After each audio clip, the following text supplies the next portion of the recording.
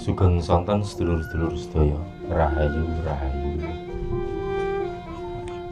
Matur nuwun sudah meluangkan waktu untuk bisa hadir kita bersama-sama melaksanakan perintah dari Kanjeng Sultan Agung, Kanjeng Ratu Kidul.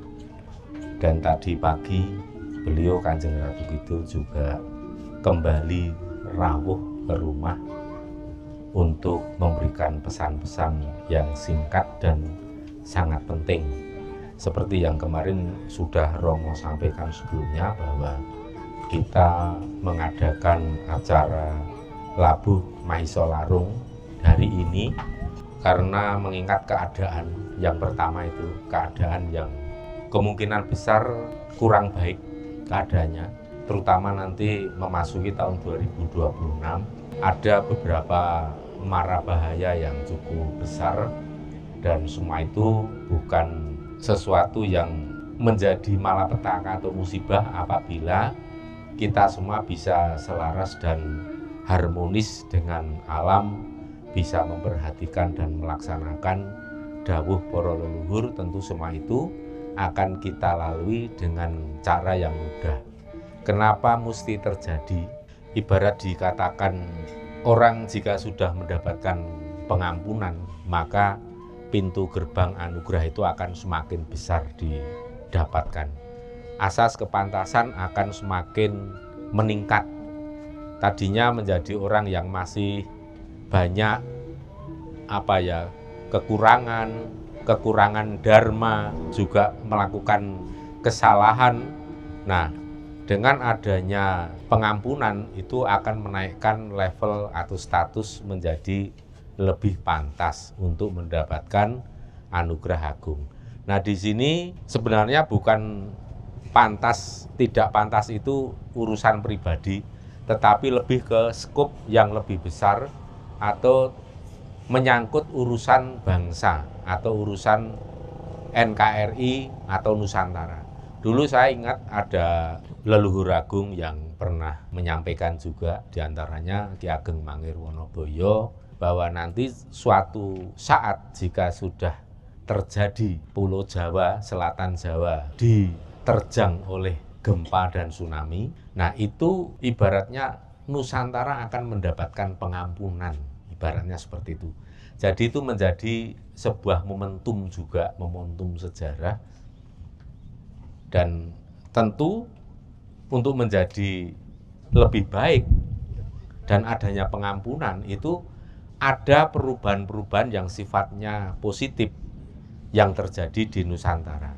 Jadi ya, sedulur-sedulur, dengan adanya pengampunan itu, maka Nusantara kalau kita lihat berarti nanti akan terjadi perubahan yang sifatnya substansial di NKRI. Perubahan itu tentu yang kita harapkan adalah perubahan para pengelola negara, para pejabat, pemimpinnya, termasuk pemimpin politiknya, pemimpin agamanya, semua akan berubah pola pikirnya menjadi lebih baik. Semua yang selama ini berpikiran masih kebalik-balik, yang destruktif, suka membuat tercerai-berai, suka konflik, merusak lingkungan alam, dengan adanya kejadian-kejadian peristiwa besar seperti di Sumatera beberapa waktu yang lalu, kemudian nanti yang lain bergiliran dengan berbagai aneka ragam kejadian, itu menjadi teguran keras untuk Nusantara, untuk NKRI, para pengelolanya, para pemimpinnya, dan semua rakyat yang tinggal di wilayah NKRI untuk evaluasi diri, berkaca apa yang selama ini salah. Nah, menurut Romo selama ini yang paling fatal kesalahan itu adalah generasi yang durhaka kepada para leluhurnya. Itu nomor satu. Kesalahan yang paling fatal, yaitu generasi yang lebih mengumandangkan kehebatan leluhur bangsa asing, tunduk yang menyembah-nyembah, yang heran terhadap kehebatan leluhur bangsa asing, sampai-sampai lupa bahwa leluhur kita ternyata jauh lebih hebat, jauh lebih mulia, jauh lebih tinggi ilmunya, tetapi semua itu ibaratnya leluhur kita dijadikan seperti sampah yang berserakan. Leluhur kita dianggap sekelas dengan hantu lelembut, ya, demit, setan bekasaan. Ya kalau ada leluhur datang dengan memberi pertanda aroma wangi bunga, malah lari terbirit-birit, atau malah berdoa atau membaca doa-doa yang mengusir setan, anggapnya seperti itu. Itu sungguh perbuatan yang sangat biadab yang dilakukan oleh para generasi penerus terhadap nenek moyang, terhadap leluhur pendahulunya. Ya jelas itu sikap yang sangat durhaka. Itu kalau nanti semua sudah makin berubah, makin disadari bahwa itu adalah kesalahan yang fatal, kemudian orang akan berduyun-duyun untuk kebo mulih menyang kandange, kembali ke jati dirinya. Sing Jawa dadi Jawa, sing Sunda dadi Sunda, sing Batak dadi Batak. Semua kembali ngugemi paugeran dan mengaplikasikan nilai-nilai kearifan lokal atau local wisdom. Itu yang disebut kembali ke diri sejati. Kalau orang Jawa yang menggunakan paugerane wong Jawa, menghormati sing sepuh, menjaga lingkungan alam, kelestarian alam, dan seterusnya. Itu kesalahan yang paling fatal, nomor 1. Kesalahan yang fatal nomor 2, karena terkikisnya pemahaman tentang nilai-nilai kearifan lokal atau local wisdom, itu mengakibatkan lahirnya generasi penerus yang tidak peka terhadap kehidupan ini. Generasi penerus yang tidak paham sejatine urip. Rama Mami selalu pesan mangertiya sejatine urip supaya bisa nggayuh urip kang sejati. Mangertiya sejatine urip. Jadi pahamilah hidup ini sesungguhnya apa. Sesungguhnya apa? Kenapa harus bertanya? Ya jelas karena apa? Banyak agama-agama dari luar sudah memberikan penjelasan sejatine urip kuwi kudu pendak saat dienggo nyembah Tuhan. Tapi nyembah sing kaya ngopo kadang sing ora pas. Jadi itulah kemudian yang merusak tatanan karena cara nyembahnya ya enggak pas, pemahamannya juga yang kewalik-walik, anggapane nek nyembah Tuhan kuwi ganjarane paling gede, sampai-sampai melupakan kewajiban atau tanggung jawab sosial kita sebagai manusia di antara seluruh makhluk hidup yang sama-sama tinggal di muka bumi. Justru itulah tanggung jawab kita manusia ini hidup di antara makhluk hidup yang lain. Kita dituntut untuk bertanggung jawab dalam bentuk urip kudu murup. Jadi uripnya, hidupnya harus berguna untuk seluruh makhluk hidup. Untuk apapun yang namanya makhluk hidup, baik itu tumbuhan, bangsa lelembut, dan sesama manusia. Karena terkikisnya pemahaman seperti itu, urip kudu murup, orang yang bisa memberikan kehidupan kepada seluruh makhluk hidup, itulah orang yang benar-benar hidup, orang yang bermanfaat hidupnya. Itulah standar kita hidup wajar sebagai manusia, bukan orang soleh, tapi hidup wajar ya. Saya ulangi lagi, hidup wajar, bukan orang soleh, karena standar kesalehan menurut spiritual Jawa atau kejawen itu tinggi sekali. Tapi bagi kita orang Jawa ya biasa-biasa. Tapi mungkin dari kacamata atau perspektif sistem kepercayaan lain, belief system yang lain mungkin terlalu tinggi. Mungkin bisa, wah itu standarnya Nabi kalau di kepercayaan lain. Tapi kalau di orang Jawa, nah itu harusnya ya seperti itu standarnya, biasa. Nggak usah gumunan, nggak usah kagetan. Hiduplah yang berguna untuk seluruh makhluk. Simple. Ya nanti seperti apa rinciannya kalau panjenengan sudah punya konsep dan pola pikir, mindsetnya sudah benar dulu seperti itu, maka segala tindakan ada yang ngontrol. Kira-kira tindakan kita ini ada gunanya enggak ya dengan makhluk lain? Kira-kira membuat penderitaan makhluk lain enggak? Kira-kira menghancurkan, mengganggu kehidupan makhluk lain apa enggak? Pasti selalu ada evaluasi terhadap diri kita sendiri.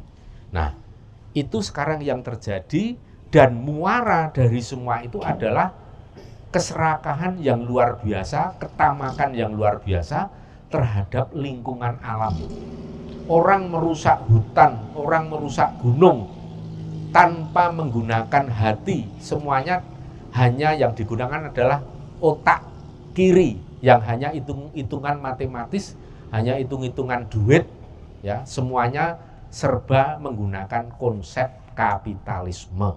Itu yang sekarang mendominasi orang-orang yang punya kesempatan besar mengelola negara beserta sumber daya alamnya saat ini. Dan keserakan itu, ketamakan itu terjadi sudah sangat keterlaluan. Sekarang kita kalau melihat orang yang menderita rumahnya tenggelam, terendam lumpur, terendam pasir, orang hanyut, itu seperti sampai kayak sudah imun perasaannya. Tapi kadang kita disadarkan ketika melihat ada anak harimau yang mati juga terseret banjir bandang, terseret lumpur. Padahal manusia banyak yang jadi korban. Kalau binatang liar ya hanya beberapa karena ada insting hewani yang luar biasa, walaupun kalau skala bencananya dahsyat ya tidak sempat untuk melarikan diri, tidak sempat untuk menyelamatkan diri atau pindah ke tempat yang aman. Karena apa? Ya lagi-lagi karena keserakan manusia sampai-sampai tempat yang paling aman berteduh berlindung para binatang sudah dirusak oleh manusia. Itu yang mengakibatkan binatang liar bisa terseret menjadi korban bencana alam. Tapi apabila mereka dibiarkan, alam semesta juga dilindungi kelestariannya. Mau badai sebesar apa, mau ada siklon senyar, cempaka, dahlia, bakung yang mendekati daratan, saya kira para makhluk hidup itu tetap akan bisa survive dan menyelamatkan diri asalkan alam semesta, lingkungan alam, hutan, sungai itu tidak dirusak. Nah, oleh karena adanya sesuatu kerusakan yang sangat fatal itu mengakibatkan alam semesta sudah jomplang tata keseimbangannya. Dan tentu ada waktunya untuk menata kembali pola-pola keseimbangan itu dengan caranya sendiri. Dan itu yang dinamakan fenomena alam. Tapi bagi orang yang merasa ngeri melihat kerusakan yang diakibatkan, menyebutnya sebagai bencana. Tapi sebenarnya itu fenomena alam itu biasa terjadi. Itu seperti kita ini makan pagi, sarapan, makan siang, makan malam. Ya seperti itu sebenarnya yang terjadi. Cuma karena tatanan keseimbangan alam ini sudah jomplang, apapun gerak-gerik alam ini akan berisiko menjadi bencana, mengancam keselamatan jiwa manusia terutama. Nah nanti ya, kita pada intinya yang akan Romo sampaikan bahwa misalnya nanti memang terjadi, karena untuk gempa megatrust dan tsunami itu kan bukan ramalan, tapi itu potensi yang nyata yang sudah dikalkulasi oleh para ilmuwan kita, ya oleh BMKG, oleh ya para ahli lah. Para ahli semua sudah menganalisa, termasuk ilmuwan Jepang. Dan semuanya serempak melihat bahwa megatrust Selatan Jawa ini yang paling lama diam sampai saat ini masih terasa adem ayem atau masih terasa tenang-tenang. Tapi justru kita harus lebih waspada. Apalagi cuaca di lain-lain tempat sana itu hujan deras, hujan gede, tetapi di pesisir selatan relatif hujan selalu gagal. Pembentukan awan mendung selalu gagal. Akhirnya curah hujan akhir-akhir ini sedikit sekali. Hawa pun terasa sangat panas. Perpaduan antara panas mau hujan, ngelekep karena ketutup mendung, kayak diselimuti plastik. Ada pengaruh juga panas yang membuat kulit gatal. Ya. Itu menandakan adanya induksi tektonik yang terus terakumulasi. Nah, kita di sini, guys, sedulur-sedulur, ini ada banyak kubur rampe di sini. Ini tujuannya bukan untuk menolak bencana, tidak untuk menolak fenomena alam. Karena apa? Ada yang tahu alasannya apa? Fenomena alam itu seperti yang tadi saya jelaskan, itu memang harus terjadi karena itu sistem keseimbangan alam. Alam semesta sedang melakukan kalibrasi supaya balancingnya bagus. Kalau mobil ya di spuring balancing. Itu sama, alam semesta sedang dan akan melakukan spuring balancing. Dan kita tidak ingin, tidak berharap untuk menolak spuring balancing. Biarlah itu terjadi sesuai dengan jadwalnya yang ditentukan juga oleh hukum alam atau kehendak Tuhan kalau versi agama. Tetapi di sini yang kita utamakan dari adanya ritual ini adalah nyuwun keselamatan. Kan boleh, fenomena alam boleh terjadi. Tetapi jika memang pantas kita suwunkan supaya warga masyarakat dimanapun yang tinggal di daerah rawan bencana atau KRB itu diberikan keselamatan jiwa terutama. Kalau harta masih bisa dicari, tapi yang kita suwun adalah keselamatan jiwa. Syukur keselamatan harta juga diparingke. Nah, itu yang kita sesuwun, ya. Jadi bukan ini menolak atau menganulir bencana alam, tidak. Itu pola pikir yang salah, yang keliru. Tapi kita nyuwun selamat kepada siapa? Ya sing gawe urip, itu jelas. Logika atau cara berpikirnya begini, sedulur-sedulur. Kalau ada rasa keluh kesah sakit di badan panjenengan, panjenengan minta tolongnya ke siapa? Pasti ke orang yang di dalam rumah. Tulung pijetono, tulung keroono. Kalau masih sakit, ya terus pergi ke dokter. Itu kan nggak cukup hanya dengan berdoa, ya Tuhan, saya mohon masuk anginnya sembuh. Kalau tanpa ada usaha, upaya konkret, ya ndak bisa. Sing jenenge wong urip. Maka ketika panjenengan nyuwun tulung kepada orang anggota keluarga atau ke dokter, itu juga sah-sah saja dan memang pantas. Atau rumah bocor atapnya, ya minta tolong ke tukang bangun rumah yang bisa memperbaiki atap bocor. Bukan dengan berdoa kepada Tuhan. Seperti ini juga adanya fenomena alam yang mungkin terjadi dan akan membawa dampak atau risiko besar. Kita juga minta tolong juga kepada entitas luhur atau spirit yang punya level derajat yang tinggi.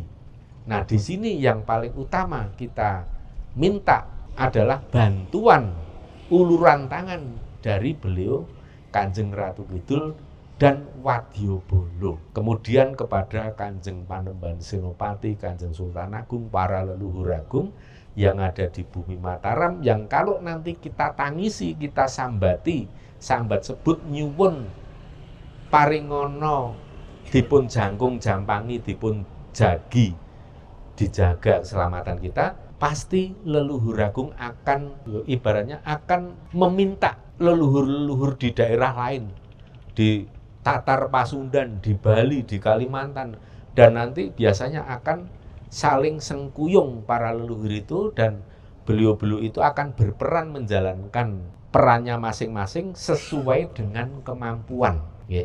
Karena leluhur itu kemampuannya beda-beda, keahliannya beda-beda.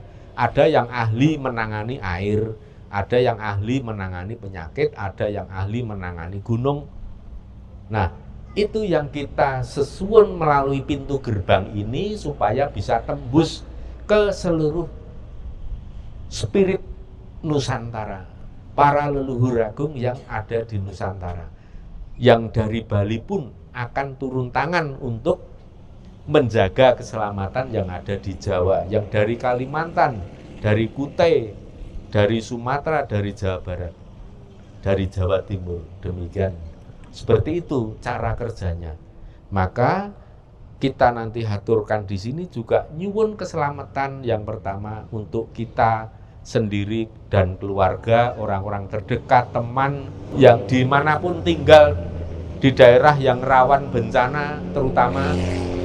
Dan kiranya memang di seluruh Indonesia ini banyak yang lebih banyak rawan bencana daripada tidak. Itu pertama, nyuwun keselamatan. Jadi tidak memikirkan pribadi tok, tapi kita memikirkan sosial dan kemanusiaan. Yang kedua, kita akan memasuki tahun 2026, di samping nanti bumi akan disucikan, akan dilukat, tapi di balik semua itu sudah disiapkan anugerah-anugerah agung yang nanti akan diberikan, akan disiapkan kepada siapapun yang pantas mendapatkan. Nah, panjenengan semua di sini yang bisa ikut maupun yang tidak bisa ikut, yang nderek ulu bekti atau yang nyambung rasa dari rumah, ya kalau dilakukan dengan tulus, semua itu tidak akan ada yang sia-sia. harapan Romo dan Mami panjenengan semua dimanapun berada akan meningkat asas kepantasannya menjadi orang yang layak mendapatkan anugerah agung di tahun 2026 nanti, dan selalu diparingi bejo mulya tansah pinaringan wilujeng rahayu kang tinemu bondo lan bejo kang teka saking kersaning Gusti jinurung kasengkaaken dening para leluhur lan sak paran-paran mugi tansah nyandung nyampar sekar cempaka mulya sak tiba-tibane tansah manggih bejo wilujeng kabul. Saya kira itu aja yang perlu saya sampaikan, dan ini ada ubur rampe yang tambahan yang unik. Ini bubur warnanya putih, tengahnya diberi warna hitam, ini seperti apa ini? Gerhana matahari total ya. Nah, ini namanya bubur tulak balak. Ini sudah diperintahkan oleh Kanjeng Ratu Kidul dan Kanjeng Sultan Agung, maka ini dadaan kita buat. Dan di sini ada makanan ini tumpeng untuk selamatan juga, tapi yang berupa makanan tidak kita tenggelamkan di laut, itu keliru. Ini kita haturkan di sini dan nanti setelah selesai acara untuk didahar bareng-bareng untuk dimakan sedulur-sedulur semua. Ini ada pisang sanggan, ini juga nanti enggak dilabuh, itu lauk pauknya yang ada tambahan tadi Mami bikin. Dan di sana ada kolak kencono, ketan salak. Ini khusus kalau kita ngelabuh ke laut selatan di lewat Parangkusumo, ini adalah sesaji untuk yang pisang emas kolak kencono, yang bulet-bulet ini ketan salak. Kolak kencono untuk Kanjeng Ratu Kidul, yang ketan salak untuk Kanjeng Sultan Agung Prabu Anyokrokusumo. Nyun pangapunten, yang bawa ketan salak dan kolak kencono, saya minta laki-laki yang lahirnya Weton Pon, karena Weton Pon saat ini tiba lungguh. Siapa yang pon? Oh iya. 1, 2, 3. Oh iki pon ya. 1, 2, 3, 4, 5.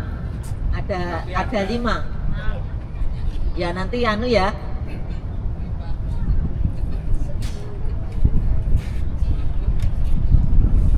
Nggih. Yang anu saiki sing paling dhuwur, sing paling sepuh. Sik paling sepuh sapa?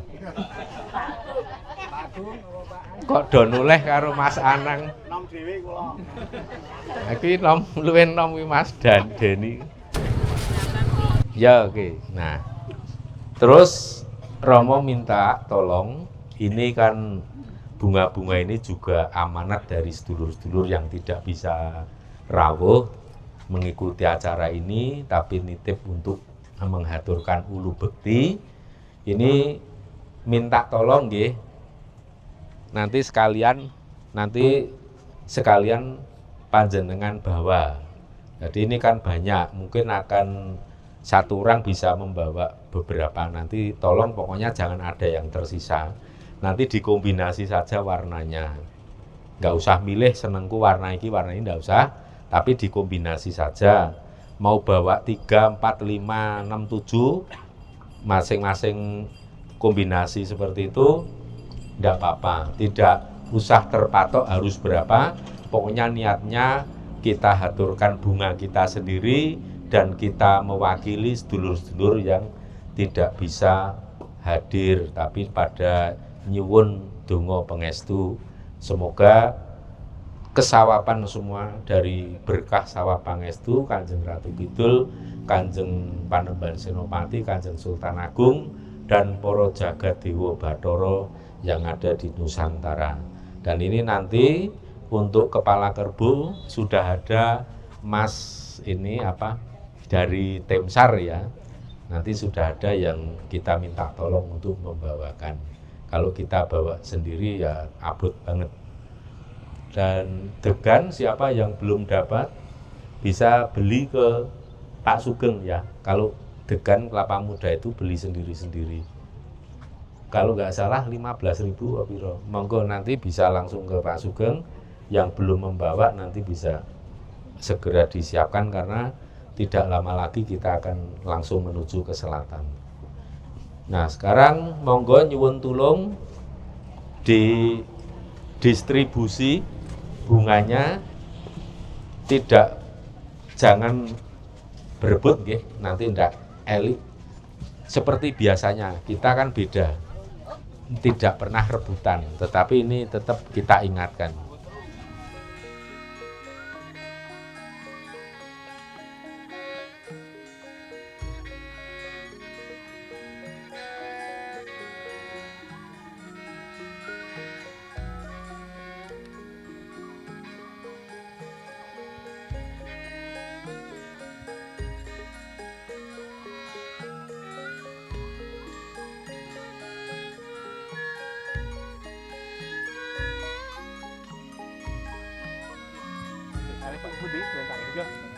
Oke, Mas.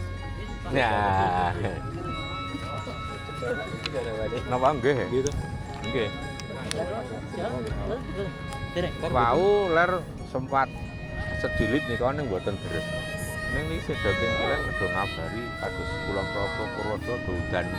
Udan anu angin kalih bledek. Oh, terus nggih hampir angin. Nggih. Sik teng Kulon Progo kula kandhani riki terang Mas, ra percaya kula foto kilo aman. Oh, sakniki Jawa ki barang iki Jawa iki terang. Nggih, ming sosok let 100-200 meter pun itu.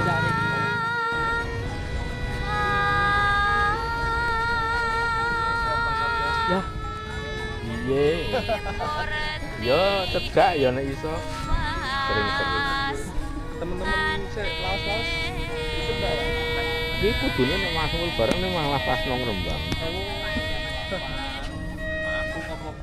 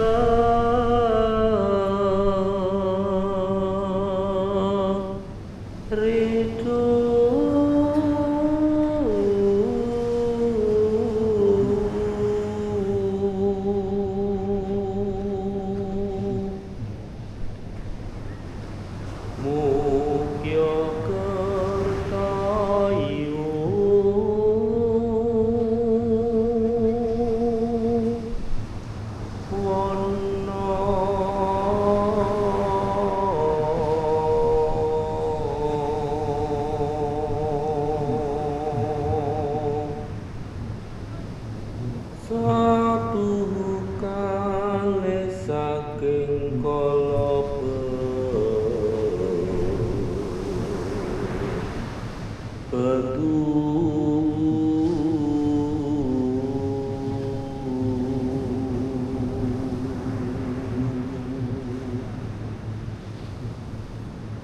jadi atemahan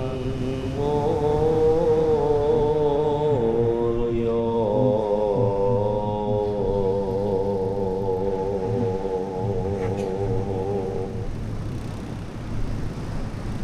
karo pensing yang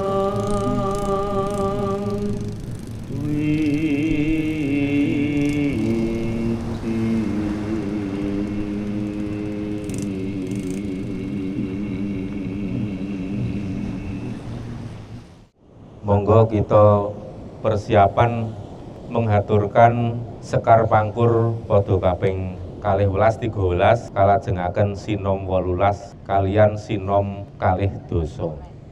Sungkem semua. Cukup.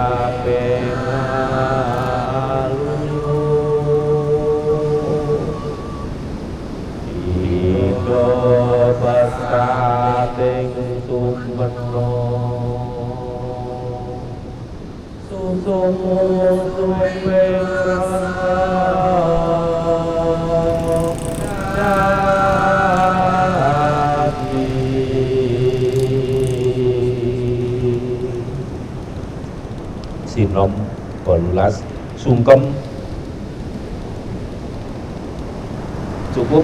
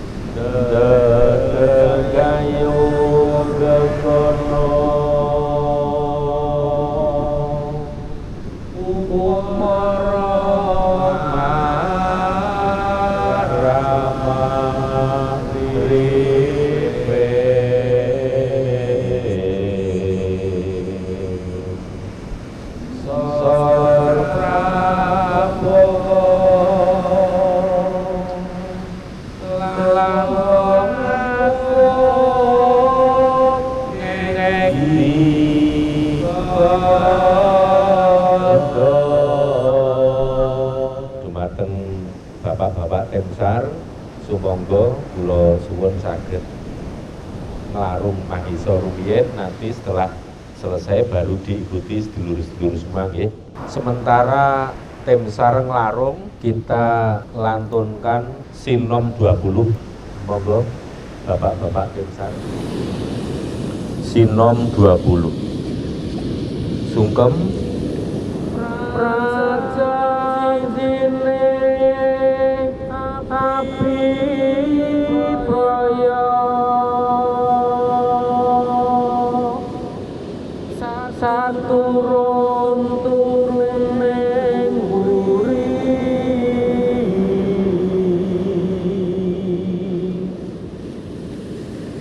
mangkono krae ngawirya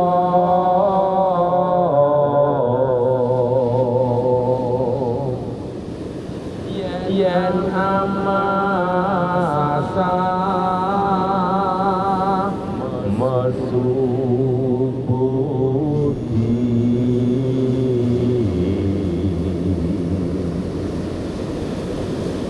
dumadya besumugi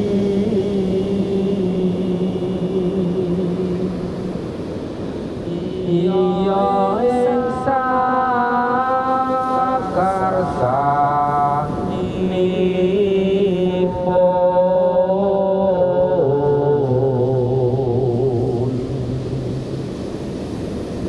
wong agung neksi gondo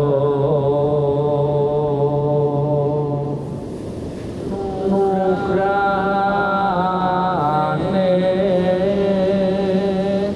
praktek mangke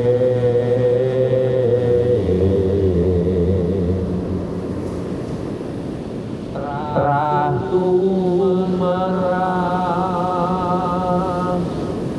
darane padha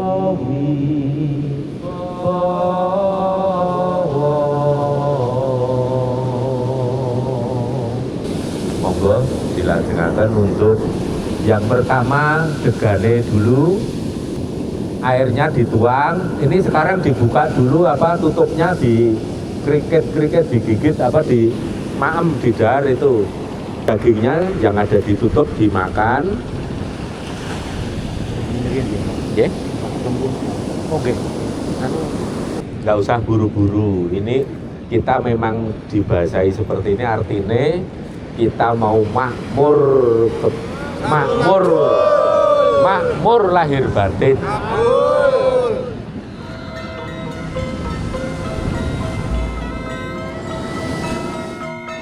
Monggo yang sudah bisa mulai, tapi ini hati-hati ya.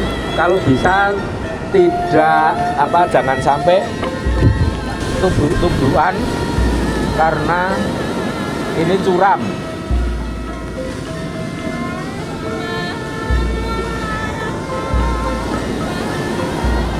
Mana Mami?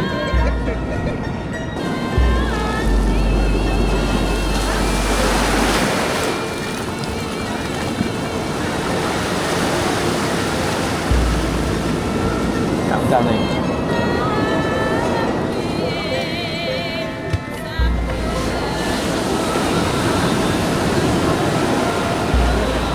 Yo kan mboten apa? Tak duwe kembange Mami kene wae.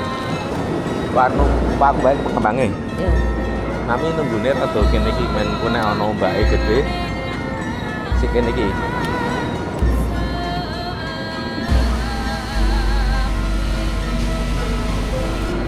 Aku kecipratan ini coba dengan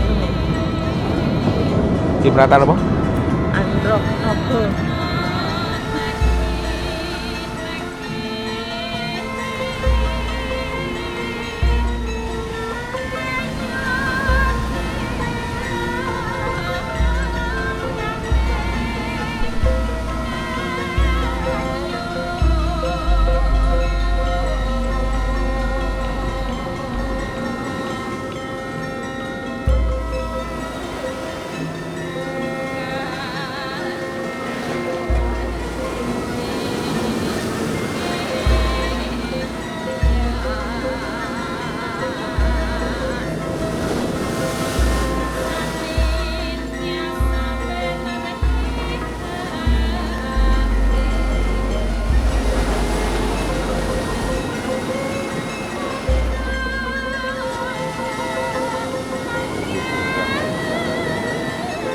Gondolan sedang penuh saking kersane Gusti.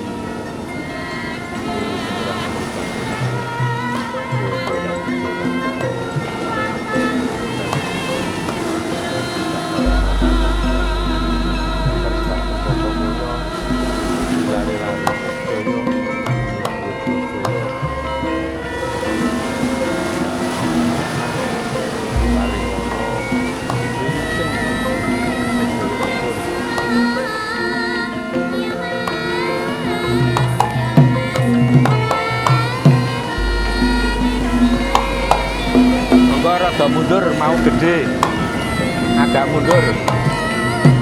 Habis ini gede monggo.